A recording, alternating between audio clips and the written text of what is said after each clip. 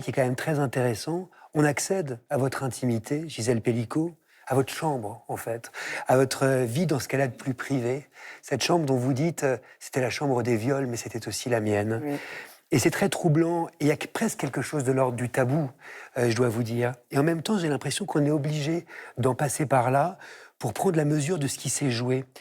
Qu'est-ce que vous avez ressenti, vous, quand vous avez compris qu'il faudrait exposer cette intimité? Il y a bien un moment donné où vous vous êtes dit, mais je vais devoir tout dire, je vais devoir tout balancer.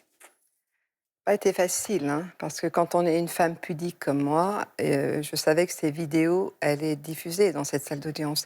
Mais c'est aussi ce qui attestait la vérité. Donc c'est pour ça, quand j'ai pris cette décision de m'opposer au huis clos, je savais que les vidéos allaient être diffusées, mais je ne les avais encore pas regardées. Et donc mes avocats m'ont dit, là, attention, ça va changer la donne, il va falloir les visionner. Ça, pour moi, ça a été un moment très compliqué. Il faut revenir là-dessus, parce qu'en fait, effectivement, au départ, ça doit se tenir en huis clos, et un jour, vous changez d'avis. Un jour, vous êtes en train de marcher à l'île de Ré, et en fait, dans votre tête, vous vous dites, bah non, non, on va les voir, ces gens. On va les voir, on va voir leur visage, on va connaître leur identité, et la honte va changer de camp. Oui. Cette phrase, elle résonne encore aujourd'hui. Elle n'est pas de moi, hein. Je crois que la première personne qui l'ait prononcée, je crois que c'est Gisèle Halimi lors des procès d'Aix-en-Provence. Mais oui, il fallait qu'elle change de camp parce que c'est toujours la victime qui a honte. Et c'est pas aux victimes d'avoir honte. Les victimes, elles peuvent tenir debout. C'était aux accusés d'avoir honte. On a découvert leur nom, leur prénom, leur profession. Et c'est parce que quand on rentre dans cette salle d'audience, qu'on est victime, la victime est forcément coupable. On la soupçonne toujours. Et c'est elle l'accusée, et derrière moi, il y avait 51 victimes. C'était ça aussi. D'ailleurs, les avocats de la défense sont furieux que vous choisissiez de lever le huis clos. Oui.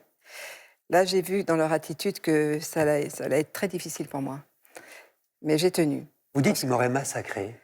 Je pense que si j'avais pas levé le huis clos, oui, je pense qu'il aurait été difficile pour moi d'y arriver, même si j'étais bien préparée par mes avocats et aussi ces jeunes femmes de l'aide d'association aux victimes qui m'accompagnaient pendant tout le procès.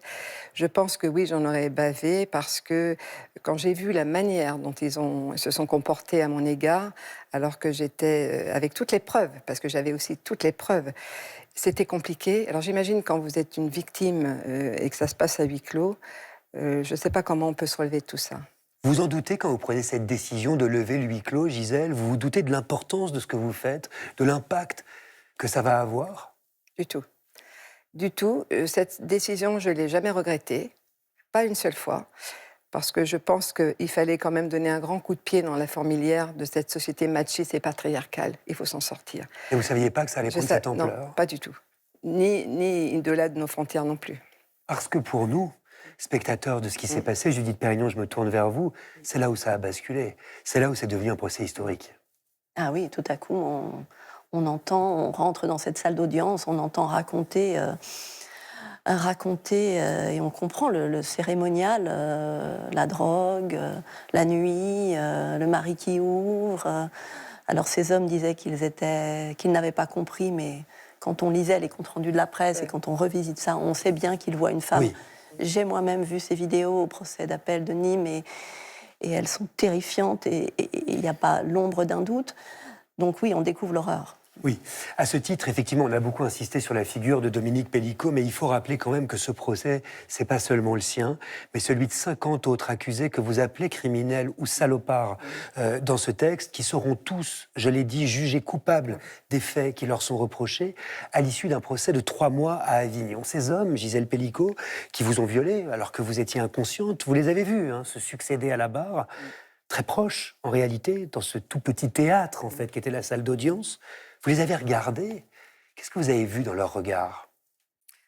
Il y en a beaucoup qui m'ont défiée du regard, jusqu'à temps que je baisse les yeux. Je n'ai jamais baissé les yeux, c'est eux qui ont baissé les yeux. Ces individus étaient âgés de 22 ans à 70 ans, de toute catégorie socio-professionnelle. C'est en dit long aussi sur ces individus. Alors, on dit que ce sont des hommes ordinaires, des messieurs tout le monde. Bien sûr que non, ce ne sont pas des messieurs tout le monde. Ils étaient venus vraiment dans l'intention de venir violer une femme. Qu'est-ce qui vous a frappé dans leurs témoignages, quand vous les avez écoutés? Leur lâcheté. Leur lâcheté, c'était effrayant. Incapables de dire ce qu'ils avaient fait. Non, quand le président leur demandait « Avez-vous eu le consentement de Madame Pellicot ?» Non. « Avez-vous violé Madame Pellicot ?» Bien sûr que non, je n'ai pas violé Madame Pellicot. Leur lâcheté ou leur déni? Les deux, je dirais les deux. Le déni sûrement, mais leur lâcheté aussi. Parce que quand on montre les vidéos, ils nous disent qu'ils sont sous l'emprise de M. Pellicot. On voit très bien qu'ils ne sont pas du tout sous l'emprise de M. Pellicot. Et ça chuchote. On les entend chuchoter. Il faut savoir aussi qu'il fallait qu'ils se lavent les mains à l'eau chaude, qu'ils ne soient pas parfumés, qu'ils n'aient pas fumé. C'était le protocole qu'ils devaient avoir avant d'arriver chez moi. Ça, vous l'avez appris plus tard. Je l'ai appris plus tard. Mais ce qui était terrifiant dans tout cela, c'est de se dire qu'il n'y en a pas un seul qui est allé dénoncer M. Pellicot. Ne serait-ce qu'une lettre anonyme ou un coup de fil anonyme. Tous sont venus en pleine conscience. D'ailleurs, vous dites que quand certains sont venus vous présenter des excuses, vous ne les avez pas acceptées. Il y a eu un avocat qui m'a dit « Mon client vous demande pardon ». Je lui ai dit « Écoutez, maître, je n'accepte pas son pardon. Parce que s'il avait été dénoncé, M. Pellicot, peut-être que j'aurais accepté son pardon. » Pour la plupart, vous pensez qu'ils ont compris? Je ne suis pas sûre. Je pense qu'il y en a qui ont compris. Il y en a quelques-uns qui ont reconnu qu'ils étaient venus, qui savaient que j'étais sédatée, à un point où on voit cette femme inerte. D'autres n'ont pas reconnu. Quand on voit la personne qui a fait appel au mois d'octobre de l'année dernière... Le seul qui a d'ailleurs. fini par être condamné. Voilà, il y en avait 17 qui avaient fait appel, il n'en restait plus qu'un. Il est arrivé le 6 octobre dans cette salle d'audience, disant qu'il n'avait jamais violé Mme Pellicot, c'était lui la victime. Et bien sûr, quand j'ai pris ma prise de parole à la barre, je lui ai dit que depuis 1 an, il n'avait fait aucune introspection sur lui-même. Il n'avait toujours pas compris ce qu'était un viol. Pour lui, le viol, c'était avec violence dans un parking. C'était ça pour lui, le viol. Mais c'est là, parce que vos mots sont terribles, c'est là où je me tourne vers vous. Au fond, Judith Perrignot, est-ce que la honte a changé de camp quand on entend ce témoignage-là? Ça, je ne sais pas. Ça, je ne sais pas, mais ce qui est frappant dans cette histoire, c'est qu'effectivement, pour qu'il y ait tant d'hommes qui toisent encore, ils sont au bord de comparaître, ils toisent encore Gisèle, il faut que la société qu'ils se sentent autorisés par la société à se comporter comme ça. Donc, Précisément.